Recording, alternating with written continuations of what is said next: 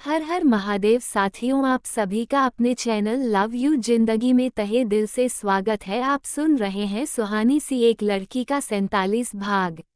इधर सत्यम जी और सियाजी समय के साथ अमित जी से मिलने आए थे। इन लोगों को तो देखकर अमित जी का खून कई लीटर बढ़ गया था। वह बहुत ही गर्मजोशी के साथ अपने दोस्त और उसके परिवार से मिले, जो कि अब उनके संबंधी का परिवार था। तेरे बिना मैंने शादी तो कर दी है, लेकिन रिसेप्शन को पेंडिंग रखा गया है क्योंकि वह तुझे ऑर्गेनाइज करना था। अब ये बता, रिसेप्शन का क्या प्रोग्राम बनाया है? घर जाकर ठीक होकर बनाएगा या फिर यहीं पर अस्पताल में बैठे बैठे बनाएगा? सत्यम जी ने पूछा। अरे यार, इस अस्पताल को तो गोली मारो, बिल्कुल ठीक हो जाऊंगा। बेटे और बहू की इतनी खूबसूरत जोड़ी को देखकर तो मेरा मन खुद उनके रिसेप्शन में नाचने का हो रहा है। अगर शादी में नहीं नाच पाया तो कोई बात नहीं, लेकिन रिसेप्शन में तो पक्का नाचूंगा। अमित जी खुश होते हुए बोले। सुहानी और आदर्श भी अब तक इन लोगों के पास आ गए थे। अमित जी की नजरें उन दोनों के ऊपर टिकी हुई थी। अरे नाचना क्या है, दोनों मिलकर बड़ा भानगड़ा डाल देंगे। मैं नगाड़ा वालों को साथ लेते ही आऊंगा, लेकिन उसके पहले तू अपने पैरों पर तो खड़ा हो जा। इस तरह से तुझे बिस्तर पर देखकर अच्छा नहीं लगता, क्यों भाभी जी? सत्यम जी ने सीमा जी को भी बातचीत में खींचते हुए कहा।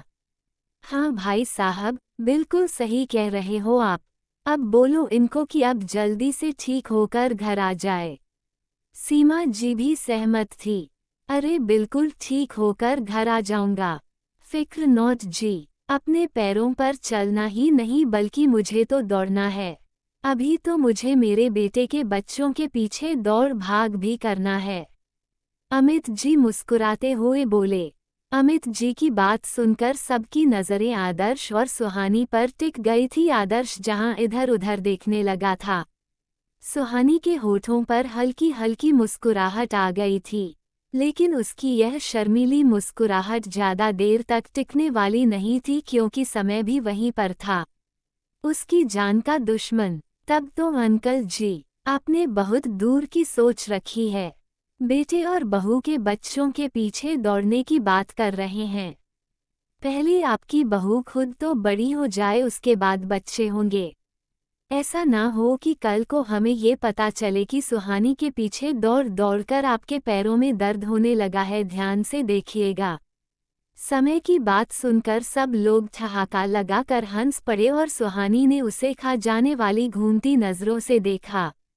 समय के बच्चे, तू जो मेरी जिंदगी में चरस बो रहा है ना, उसके लिए तो मैं तुझसे बाद में बात करूंगी, लेकिन अगर तूने अभी अपना मुंह बंद नहीं किया तो पापा जी का तो पता नहीं कि मैं उन्हें दौड़ आऊंगी या नहीं, लेकिन तुझे यूं दौड़ा दौड़ा कर मारूंगी कि तुझे कोई नहीं बचा पाएगा।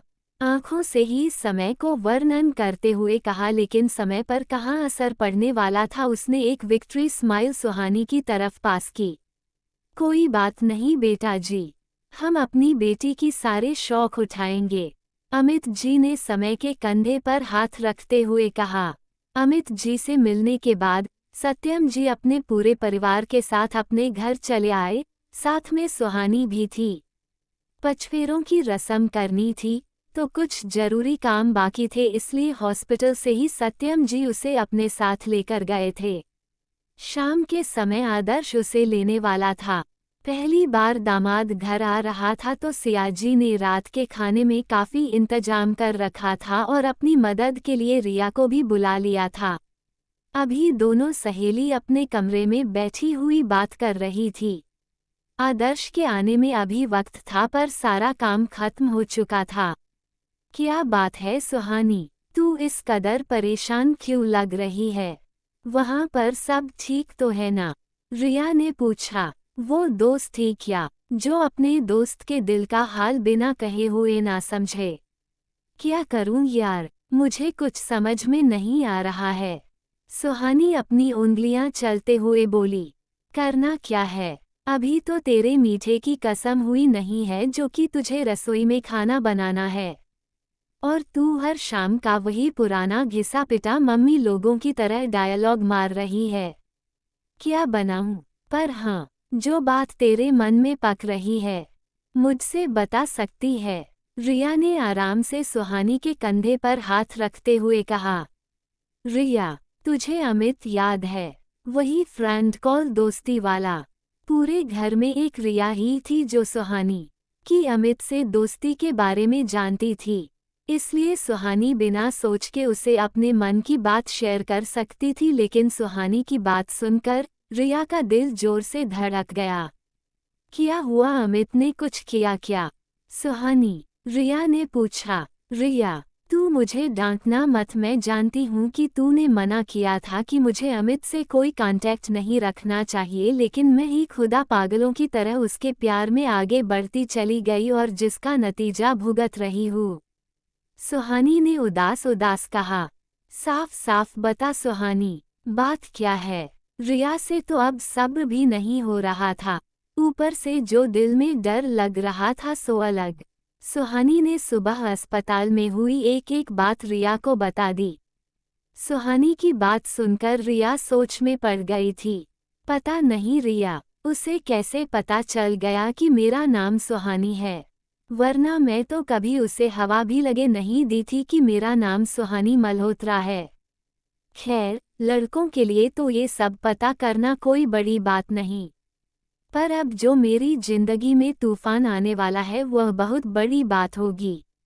सुहानी अपना दुख बता रही थी, तभी अचानक से रिया को याद आया कि फ़ोन में अमित से उसने ही सुहानी का नाम बता दिया था, लेकिन अमित ने उसे वादा किया था कि वह किसी से नहीं कहेगा कि उसे सुहानी का असली नाम पता है। तो फिर क्या अमित ने धोखा किया?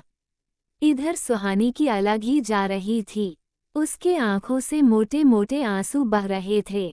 लोग पैरों पर कुल्हाड़ी मारते हैं, लेकिन मैंने अपना पैर ही कुल्हाड़ी पर रख दिया है।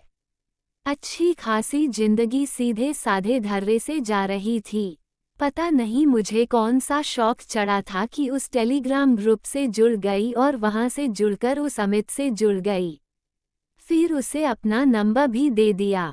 बड़े बुजुर्ग ठीक ही कहते हैं कि जैसा बोओगे वैसा काटोगे। सारा बोया हुआ मेरा है तो काटना भी मुझे ही पड़ेगा, लेकिन इस तरह से काटना पड़ेगा। यह मैंने नहीं सोचा था कि उसे काटते काटते ना केवल मेरे हाथों में छाले पड़ेंगे बल्कि मेरी जिंदगी भी कटी पतंग की तरह कट जाएगी। मुझे कुछ समझ में नहीं आ रहा है रिया, मैं क्या करूं? अभी तो मेरी कल ही शादी हुई है और मुझे लगता है कि कल ही डिवोर्स भी हो जाएगा, सुहानी ने रोते हुए कहा। सुहानी की बात सुनकर तो रिया के भी तोते उड़ गए। यह एपिसोड आपको कैसा लगा कमेंट करके ज़रूर बताएं। दोस्तों, अगर अभी तक आपने वीडियो को लाइक और चैनल को सब्सक्राइब नहीं किया है तो प्लीज़ ज़रूर कर ले। खुश रहिए, स्वस्थ रहिए, मस्त रहिए और यही यूट्यूब पर मिलते रहिए। मिलते हैं अगले भाग के साथ। हर हर महादेव।